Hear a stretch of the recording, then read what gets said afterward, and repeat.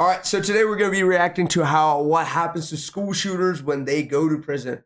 Yeah, what's going to happen when the other prisoners find out what the heinous crimes they've done. All right, so let's go. Let's go. Let's start.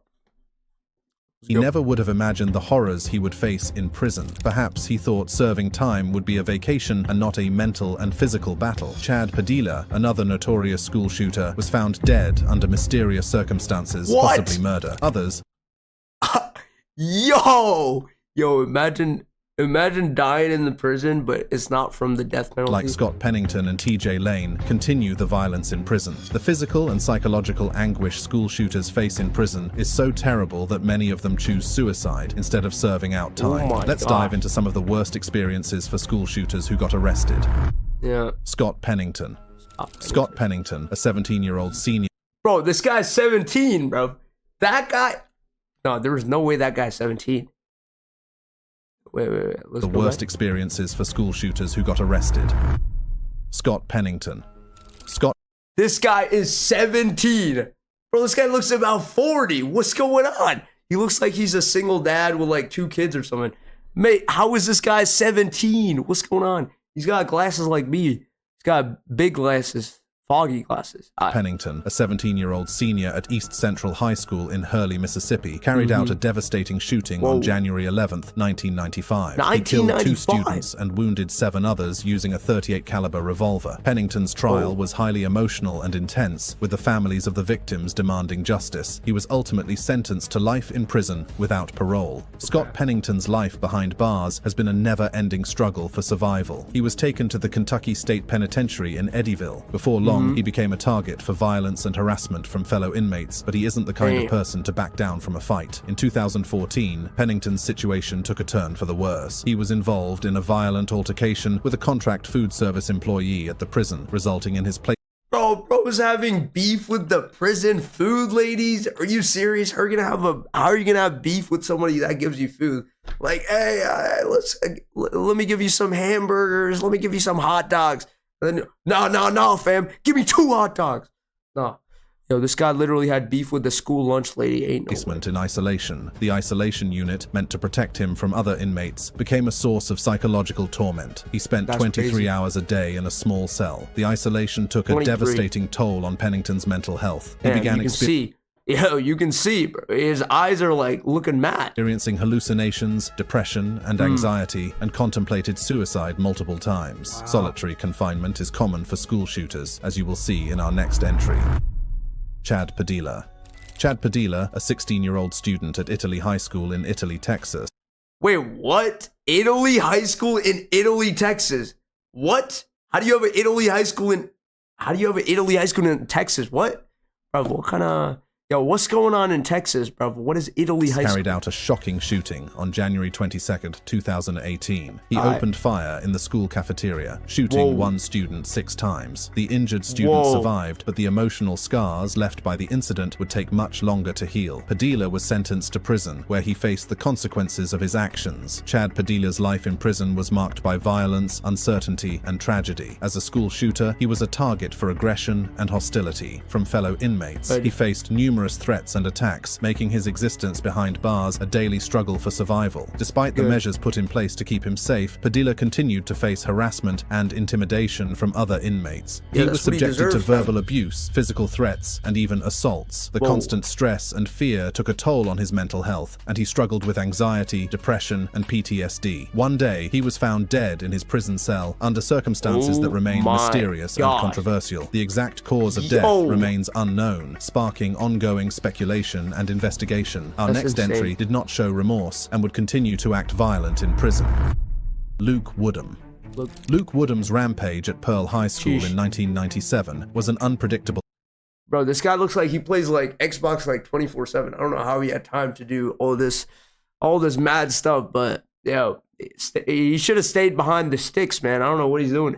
Yo, he would be like a great like I don't even know, like a Roblox player or something. Incident. On that fateful day, Woodham, then 16, killed his mother, Mary, by bludgeoning her at their home before heading to school with a rifle. He opened fire in the hallway, killing 2 students, Kentrell McRae and Lydia Dew, and wounding 7 others. Luke Woodham's life in prison has been hard. He is currently serving his sentence at the Mississippi State Penitentiary, also known as Parchman Farm. In 2000, Woodham was assaulted by another inmate, resulting in injuries to his face and head. This incident led to his transfer to a solitary confinement unit. Woodham's time in solitary confinement has been marked by psychological struggles. He has also experienced physical health problems, including chronic pain and digestive issues. Despite his isolation, Woodham has been able to pursue his education, earning a GED and taking college courses through a correspondence program. He has also received counseling and therapy to address his mental health issues. Damn, bro, this guy became college educated in prison after doing some mad stuff, and then he went to prison. Hey, got a GED in college or whatever. In 2019, Woodham's lawyers filed a lawsuit against the Mississippi Department of Corrections, alleging that his prolonged solitary confinement constituted cruel and unusual punishment. The lawsuit was settled out of court, with Woodham being transferred to the South Mississippi Correctional Institution. His story is unsettling, but pales in comparison to that of a next 12-year-old school shooter. What? What did you just say? 12-year-old school shooter? What? Nicholas Cruz. What? Nicholas Cruz, born on September 24, 1998, is one of the most notorious school shooters in recent history. On February 14, 2018, he perpetrated the devastating massacre at Marjorie Stoneman Douglas High School in Parkland, Florida, killing 17 people and injuring 17 others. Wait, so how do you go to high school at 12? What? Is this guy like a genius or something? Like, how do you go to school at 12? High school at 12. In 2022, Cruz was sentenced to life imprisonment without the possibility of parole. Cruz's journey through the criminal justice system has been a tumultuous one. Since his transfer to a maximum security facility, Cruz's life has become even more isolated. He spends most of his time in solitary confinement, with only 1 hour daily for exercise and limited interaction with other prisoners. Prior to the shooting, Cruz had behavioral issues and was a member of the Junior Reserve Officers Training Corps and the school's varsity air rifle team. He was a student at Marjorie Stoneman Douglas High School, the very place where he would eventually carry out the tragic attack. Cruz's mental health has been a significant concern throughout his incarceration. He struggled with depression, anxiety, and attention deficit hyperactivity disorder, which have been exacerbated by his isolation and the constant threat of violence. He's been placed on suicide watch multiple times, and his struggles continue to this day. Insane. Charles Andy Williams. Charles Andy Williams, a 15-year-old student at Santana High School in Santee, California, carried out a devastating school shooting on March 5, 2001. Williams, who was reportedly tired of being bullied, killed 2 students, Brian Z. Wait, what? Bro looks like he would bully these 2. What's going on? What? These 2 bullied him? Oh my gosh. All right. And Randy Gordon, and injured 13 others. In the weeks leading up to the shooting, Williams had attempted to seek help from a school counselor, but was told to return to class due to a full office. He told a school security guard that he was going to bring a gun to campus, but these claims have not been substantiated by evidence. On the day of the shooting, Williams brought an 8-shot 22 caliber Arminius HW7 revolver to school. Bro, what kind of Call of Duty? Wait, let's see this gun name. Not been substantiated by evidence. On the day of the shooting, Williams brought an 8-shot. Bro, what kind of Call of Duty A name is this? Flight Shoot 22 caliber Arminius Homework 7 revolver, bro. Yo, this guy's playing Call of Duty, bro. What is this? What is this? Yo, what kind of name is this for a gun? 22 caliber Arminius HW7 revolver to school and began firing in the hallway and courtyard. The shooting lasted approximately 15 minutes, with Williams firing multiple shots before being subdued by a school security guard. Williams was arrested and later sentenced to 50 years to life in prison. According to reports, Williams has been serving his sentence at the Richard J. Donovan Correctional Facility in San Diego, California. While in prison, Williams has been involved in several altercations with other inmates and has spent time in solitary confinement. He was denied parole in 2006 and 2019 and was involved in a fight with another inmate in 2011. Williams' family was part of the problem, much like our next school shooter, Robert Gladden. Robert Gladden Jr. was a student at Perry Hall High School in Baltimore County, Maryland, who carried out a shooting on the first day of school in 2012. First day of school? What? Yo, are you insane right now? What? First day of school? You already got ops on the first day of school? It's insane. On August 27th, 2012, Gladden, then 15 years old, brought a shotgun to school and shot and wounded a classmate, Daniel. He shot this guy. This guy. Bro, this guy... Borowi in the cafeteria. Borowi, a 17-year-old special education student, was critically... Oh my gosh. Bro has beef with a special education student? Yo, what? Oh my God. Look at this sweet, innocent kid, bro. Injured but survived. Gladden was arrested and charged with attempted murder and other related offenses. In 2013, he pleaded guilty to the charges and was sentenced to 35 years in prison, with all but 20 years suspended. This meant that Gladden would serve at least 20 years in prison, with the possibility of parole. Gladden's life in prison is highly structured and monitored, with a focus on rehabilitation and preparing him for eventual release. He has been behind bars since 2012, when he was just 15 years old. He has received psychological treatment and counseling to address his mental health issues, including depression and anxiety. He has also participated in educational programs, vocational training, and counseling sessions to address his behavioral issues and prepare him for re-entry into society. However, his privileges are limited, including restricted access to recreational activities, phone calls, and visitation. He has spent periods in solitary confinement as punishment for disciplinary infractions. TJ Lane. TJ Lane's rampage at Chardon High School lasted just over a minute, but its impact will be felt forever. On that fateful day, Lane, then 17, pulled out a .22 caliber pistol and fired 10 shots, striking 6 students. 3 of them, Daniel Parmator, Russell King, and Demetrius Hewlin, died shortly thereafter. Lane's motives remain unclear, but his actions were undoubtedly devastating. The victims' families and the community at large struggled to come to terms with the senseless violence. Lane's trial was a highly emotional affair, with the victims' families demanding justice. Lane showed little remorse, wearing a t-shirt with the word killer. Oh my gosh, bro, wore a t-shirt that says killer in front of the victim's family. Oh my gosh, bro, he deserves to get whatever happens to him in prison. This is actually insane. Emblazoned on it to his sentencing hearing. He was sentenced to life in prison without the possibility of parole. Behind bars, Lane became a notorious figure, with many inmates viewing him with fear. He was initially housed at the Allen Hey, bro became the top dog in prison. What? Okay. Correctional institution, but was transferred to the Ohio. Yo, this is not prison, dog. This is a mansion. What is this picture? What are they using? Bro, what kind of video is this? This is not a prison. This is a literal mansion. State penitentiary after a failed escape attempt in 2014. Lane's life in solitary confinement is a far cry from the chaos he unleashed that day. While some might see this as a fitting punishment, others argue that it's a necessary measure to ensure the safety of both Lane and his fellow inmates. While TJ rots in solitary, our next entry managed to secure a GED while serving life. What? Kipland Kinkle. On May 20th, 1998, a tragedy shook the small town of Springfield, Oregon. Kipland Kip Philip Kinkle, a 15-year-old freshman at Thurston High School, carried out a devastating massacre that would leave a lasting impact on the community. The events leading Them freshmen, bro. up to the massacre began when Kinkle was suspended from school after being found with a stolen handgun in his locker. His parents, William and Faith Kinkle, were notified, and his father took him home, warning him that he would be sent to military school if his behavior didn't improve. Later that day, Kinkle shot and killed his parents at their home. The next day, Kinkle arrived at school armed with a semi-automatic rifle and 2 handguns. In the cafeteria, he opened fire on his classmates, killing. Bro, he was that mad that he couldn't carry a gun to school, bro. He was that mad. He shot his parents. Oh my God. Bro, this guy's got to be insane. What is going on? 2 students, Ben Walker and Michael Nicolausen, and injuring 25 others. He was eventually subdued by fellow students and arrested. Kinkle was sentenced to 111 years in prison without parole. Kip Kinkle, now 39, has spent the last 22 years trapped behind the cold walls of the Oregon State Correctional Institution in Salem. His life has been a never-ending cycle of solitude, confined to a tiny cell for 23 out of 24 hours a day. If you think this story is heartbreaking, wait till you see all the other names on our list. Michael Carneal.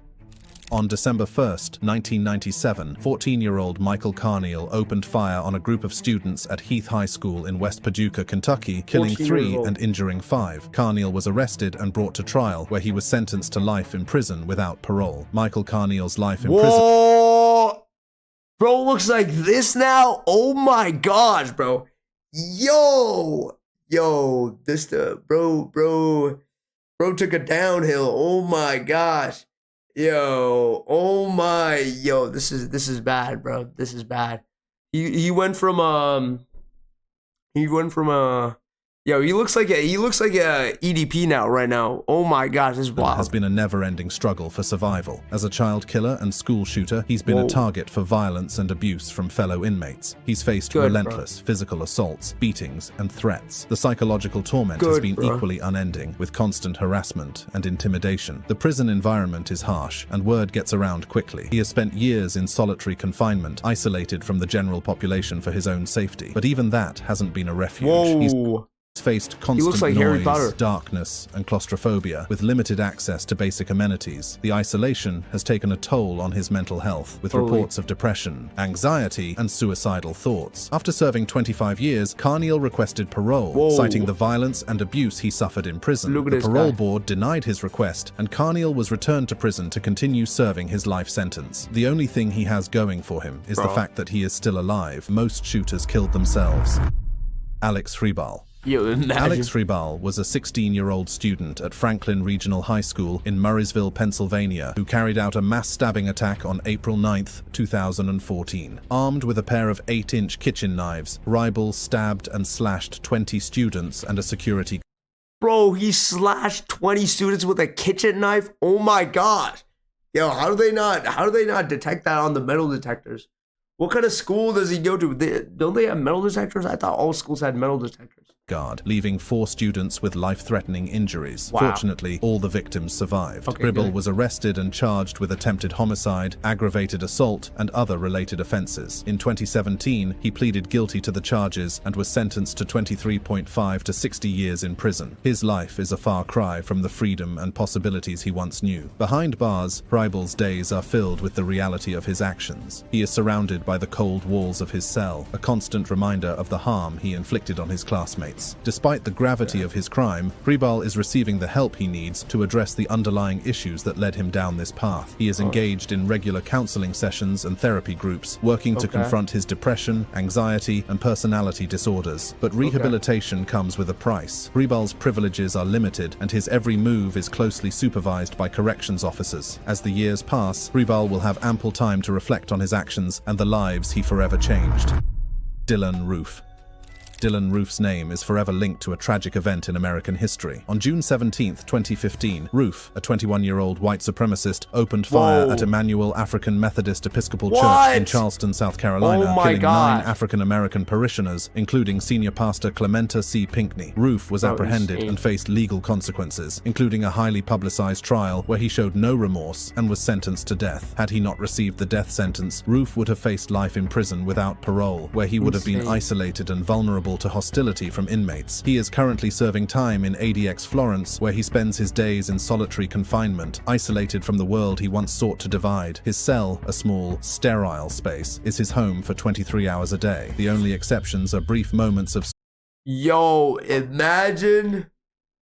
Wait, so he's a racist, right? Imagine in prison there's like other colors of people, and they find out what he did. Yo, he would get destroyed. Yo, he's safe in solitary confinement for now, I guess. Supervised recreation and limited visitation from approved individuals. The maximum security wing is his permanent residence, a place where the most dangerous and high-profile inmates are housed. Here, Roof is cut off from the outside world, with no access to the internet, phone calls, or even books. Regular psychological evaluations are a constant reminder that his actions have consequences, that his ideology of hate will not be tolerated. Even his limited recreational time is supervised, a precaution against any potential violence or radicalization. Mitchell Johnson and Andrew Golden. On March 24, 1998, Mitchell Johnson, 13, and Andrew Golden, 11. What? 11 and 13 years old? Oh my gosh, bro. Oh my God. Perpetrated the devastating Westside Middle School shooting in Jonesboro, Arkansas. The two boys, who were reportedly motivated by a desire for notoriety, pulled a fire alarm and then opened fire on students and teachers as they evacuated the building. The tragic attack resulted in the deaths of 4 students and 1 teacher, with 10 others injured. The young ages of the perpetrators and the premeditated nature of their crimes were shocking. The boys were arrested and held in juvenile detention facilities, where they awaited trial. Given their ages, Johnson and Golden were tried as juveniles, and the court handed down the maximum sentence allowed under Arkansas law at the time, confinement until they turned 21. Mitchell Johnson was released from the Arkansas Juvenile Assessment and Treatment Center in August 2005, while Andrew Golden was released in May 2007. Upon their release, both boys were placed on supervised probation and were prohibited from contacting the victims' families or each other. However, Johnson's life after release was marked by further legal troubles. In January 2007, he was arrested for possession of a firearm and marijuana, leading to a 4-year sentence in federal prison. Additional charges for theft and possession of a controlled substance in 2008 resulted in further incarceration. Jalen Freiberg. On October 24, 2014, Jalen Freiberg, a 15-year-old freshman at Marysville Pilchuck High School in Washington, carried out a devastating shooting in the school cafeteria. Why is it always the freshman, dog? What's going on? You just came into the school. Bro, chill. Jalen had planned the attack in advance, inviting his friends to lunch before pulling out a Beretta handgun and opening fire. He shot 7 students, killing 4: Zoe Galasso, Gia Soriano, Shaylee, Chuckle Naskett, and Andrew Freiberg, his cousin. 3 others were wounded. Killed his cousin? What? Bro, why would you kill your own cousin? What did your cousin do? Oh my gosh. Yo, this is insane. Karen Parks, his cousin, Nate Hatch, and Carmen Reyes. As police responded to the scene, Jalen took his own life with a self-inflicted gunshot wound. The victims included 2 of his cousins, Andrew Freiberg and Karen. Bro killed 2 of his cousins. Oh my gosh. Yo, why does he have beef with his cousins? Holy dog. What's going on? Parks, who were among those killed. Karen had tried to intervene, attempting to calm Jalen down before he began shooting. In the aftermath of the tragedy, authorities investigated how...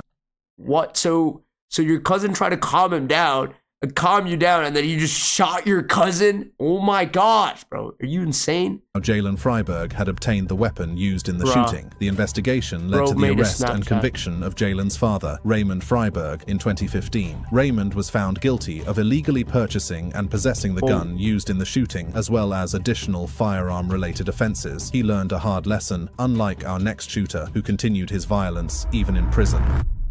Jose Reyes.